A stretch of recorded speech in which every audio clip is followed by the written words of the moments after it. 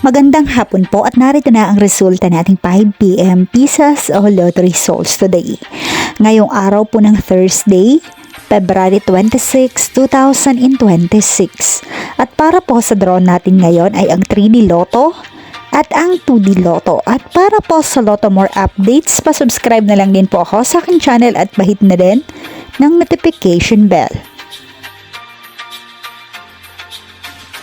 And for 2D Lotto, 5 PM draw, 29 and 18 in exact order.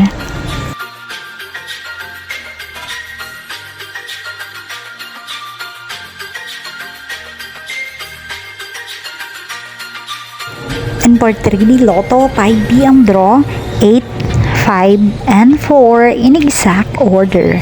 Maraming salamat po sa inyong panonood.